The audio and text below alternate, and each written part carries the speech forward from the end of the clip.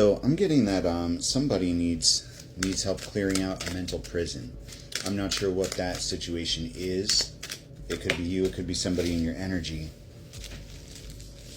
I feel like maybe that's the case. Six of Wands. But somebody is having racing thoughts. Wheel of Fortune. And what do they need to know, Spirit?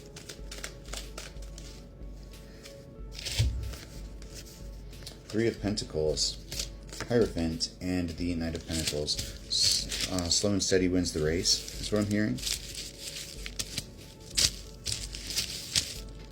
Victory will be achieved in divine timing, working things through, coming to a resolution, and the Knight of Pentacles, slow and stable movement forward, releasing Nine of Wands energy. Temperance and the Temperance, the Page of Wands, and then the Four of Pentacles. This is about stubbornness. Stubbornness. Being more giving with your energy, making the decision to love with the Lovers instead of be miserly. We've got the Six of Pentacles and the Four of Pentacles popping out here together with the Page of Wands in between them. This is, and the Six of Pentacles between them. This is healing. This is balance. This is giving somebody a stick. You know, like giving somebody that little creative spark, that little energy that can lead back towards a positive, healthy space. And this is meant to come back around. This is slow and stable movement forward. This is love of purpose, Spirit. Awakening. This is awakening.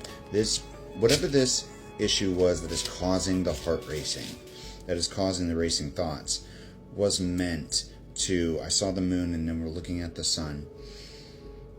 It was meant to clear the energy, because when you go through a massive ego death, I'm looking at this like jewel polishing rag. I used it on the necklaces that are hanging above me right now. They're curing at the moment.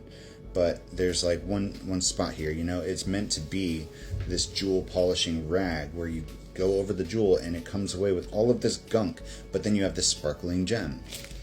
That's the energy here. Like, yeah, you got your cloth dirty. That wasn't fun, but you did what was necessary. These Nine of Wands relationships were meant to cause, yes, growth and healing, but they're soul connections. You're meant to eventually come back together.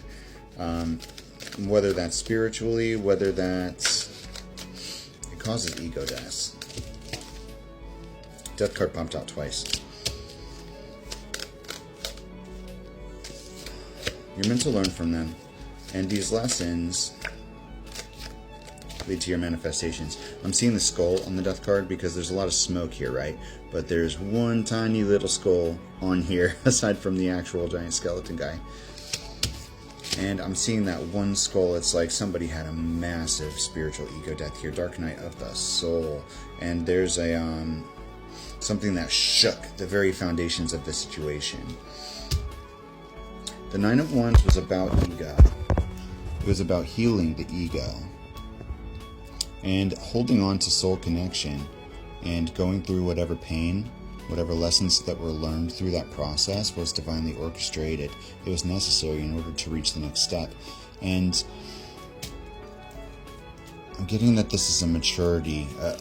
This death created some kind of change in mentality that allowed you to grow up, to elevate super quickly, to become a master of what it is that you do. And this could be the other person, this could be you. But it was divinely guided that you learn these lessons in order to achieve Hierophant status, which is, you know, it's divine masculine energy, but gender neutral here. You know, High Priestess, Hierophant, they're kind of similar in that way, but it's like spiritual leader. You had to go through all of these trials and tribulations in order to reach your heights. And by being a Nine of Wands energy, you are then able to reach the height of your purpose. This is not wasted learning here, and no lesson is a waste of time as long as you learn it. You have to make the decision to take that slow road, tortoise in the hare energy here, Slow and steady wins the race. It might take a minute to learn, but once you do, your manifestations, your purpose, your judgment. Okay, I see. So this is about a 9 of Wands energy who maybe feeling some kind of way, maybe an anxiety about like their actions or what's happened or where they stand right now.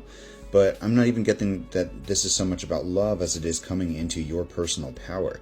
This is about reaching for that purpose, that manifestation. And it's not about self-fulfillment. It's not about ego. We've got judgment on this side. Judgment and purpose and manifestation. And then over here, we've got healing and 9 of Wands energy and the 6 of Wands, ego, fame, fortune, whatever. And I think some people think that their 10 of Pentacles is material. And it might be, it might not be. Your 10 of Pentacles is anything that can be passed down that's valuable to your family line. That is spiritual healing. That is your tools. That is your journey. That is, whatever it is you end up passing down. But it's not always fame and fortune and whatever the fuck. You know what I mean?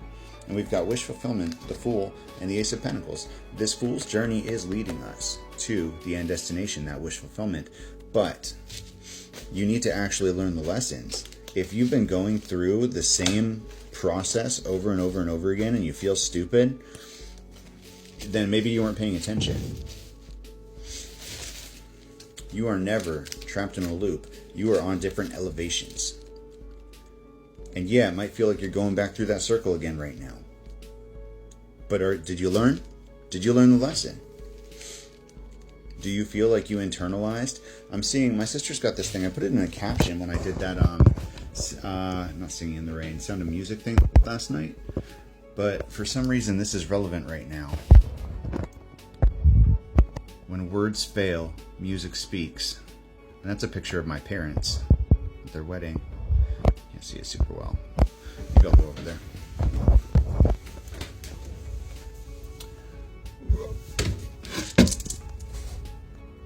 Yeah. And when words fail, music speaks.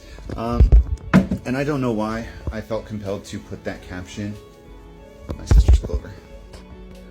I don't know why I felt compelled to put that caption on that singing video, because we've only done 2 singing videos ever, including that one.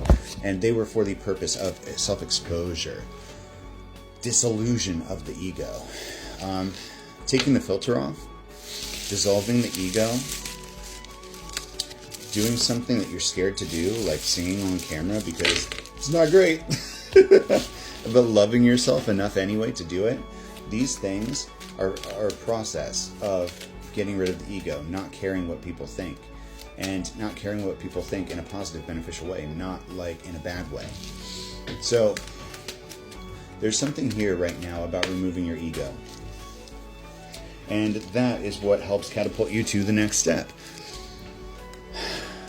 If you're in that heart racy, like, did I do the right thing? Did I do the wrong thing kind of energy right now?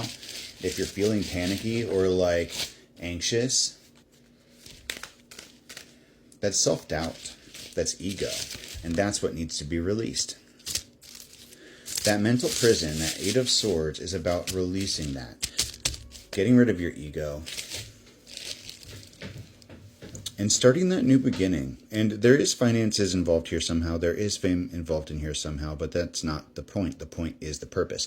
You get to this ending by walking in your purpose authentically and in your truth. So look at yourself first and foremost. Stop chasing the 10 of Pentacles and really start looking at what Spirit wants you to do with what you're doing, with what you have, with where you are actively, because there are people right in front of you that you could be helping. There are people right in front of you that need that energy. I had a coworker yesterday who finally opened up, and we had a good, honest conversation, and she lost her husband last year. And she's struggling to get to the point where she's getting back out there. And I got to bond with her about, my twin flame experience. I didn't use those words, but I told her what I'd been through a little bit. And she told me what she'd been through a little bit. And even though I wasn't telling her what to do, I got to use what I'd learned in a real life scenario outside of charity work or, whatever else. And that's the energy right now. I hope this helped.